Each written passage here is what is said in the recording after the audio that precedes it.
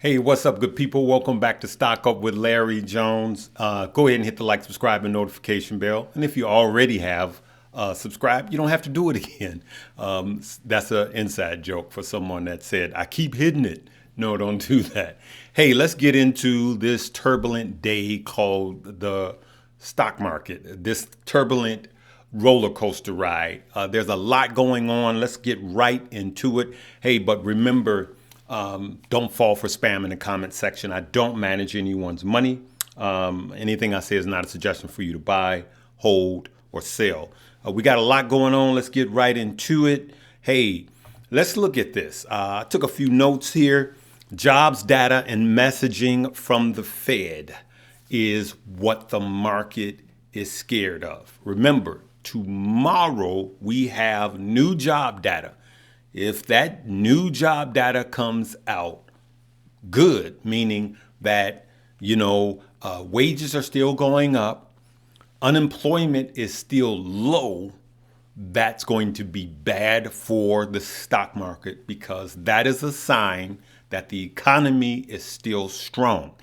And the Fed's job right now is to weaken the economy. The Fed's job right now is to cause unemployment and a loss of wages. That's what it is. That's his tool to combat inflation. Right, the job market remains strong, but remember, good economic news is bad for the stock market.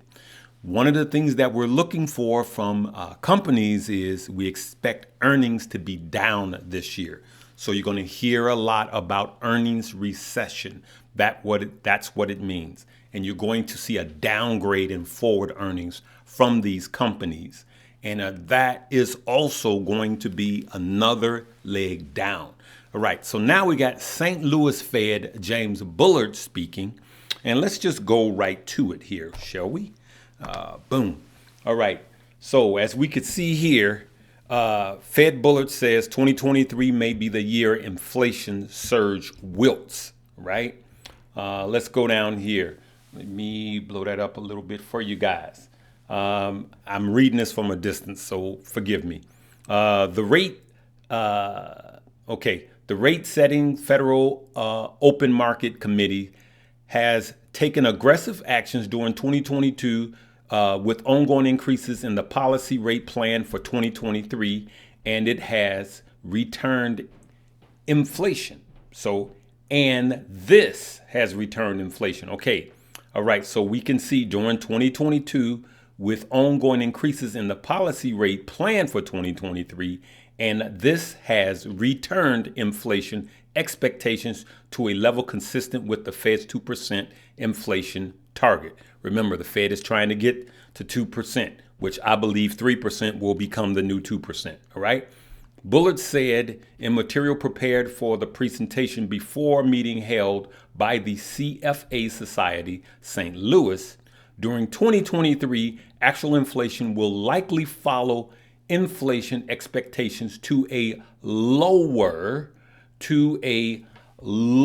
level as real economy normalizes. Okay, sorry, let's read that again.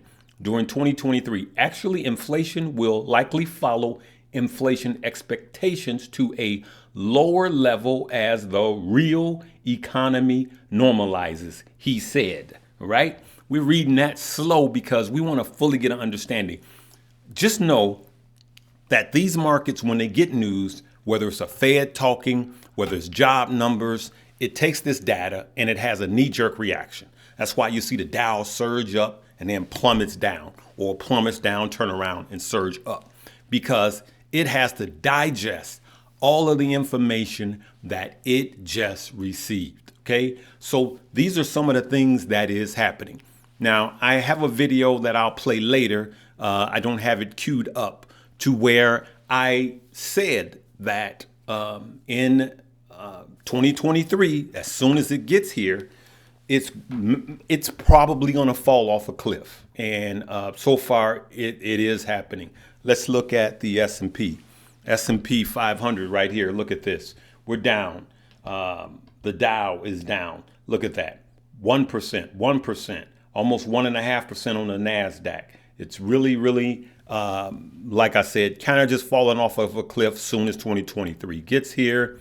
I got Tesla up. I'm just looking at it. Here we got 110 on Tesla.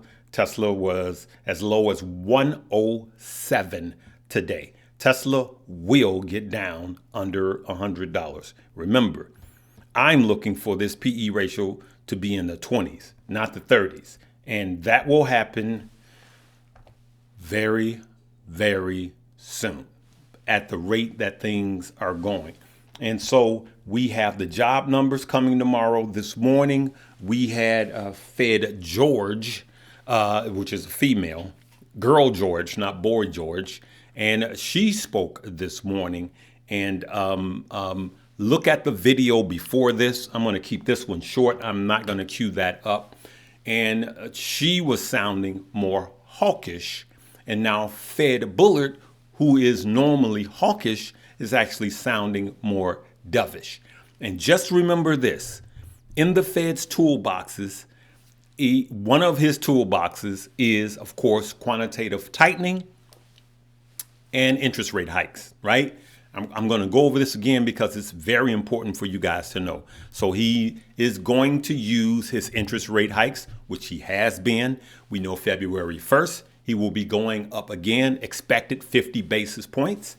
And then now we see that it's going to be February, March, and maybe April. Okay, Bullard is saying maybe 2 to 3 more rate hikes. As a matter of fact, Bullard said, Fed Bullard said that there's only 2 to 3 more hikes left, which sounds a little bit more dovish for him because he is normally bullish. He's hawkish, should I say. And for those of you, I got to keep going over this. Hawkish means more aggressive. Dovish means like a dove. Excuse me, less aggressive. And so now we have an aggressive Fed, James Bullard, sounding more dovish. And then we have a borderline or more dovish Fed sounding more hawkish. And we're going to get a lot of that. Me personally, I believe it's planned because one of the tools in the Fed's toolbox is talking Feds, including himself, Jerome Powell. What I mean by that is Jerome Powell can sound hawkish. He can sound overly hawkish and cause the market to come down and actually in some way cause inflation to start to level off with his hawkish talk alone. He is an expert at this. Okay, he's no dummy. And then when things get beat down so bad, he could at the flip of a switch start sounding dovish. And you're thinking he's bipolar or having a breakdown. No, it's by design. And I believe that this year, I believe we got 3/4 of pain. I'm just going to shoot it to you straight. We got 3/4 of pain in this market. And I believe that we will still wind up at the 9th minute. I believe the S&P could wind up around 4,000 or 4,100. That's what I believe. But we're going down lower before then. Remember, the stock market is going to recover before the recession is over. This is what happens. And we just have to know. For those of us that have been trading through many recessions, bear markets, we understand this, right? And so be careful of who you get your information from in 2023. Be very careful because it's either going to make or break you. Now you guys see why since the beginning of January 2022, I've been saying cash up because what's about to happen is a blessing for you and I. Make sure you get the free stuff. These promotions are still going. Make sure you click the links below and get the free stock from Webull. Deposit $100. Make sure you get the free stock from Moomoo. Deposit $100 and get the free stock. You can get up to $2,100 free stock with by just depositing $200, $100 into each. Hey, if you haven't subscribed, now's the time to go ahead and subscribe. And if you haven't hit that like button, go ahead and hit that like button and make sure that notification bell is on.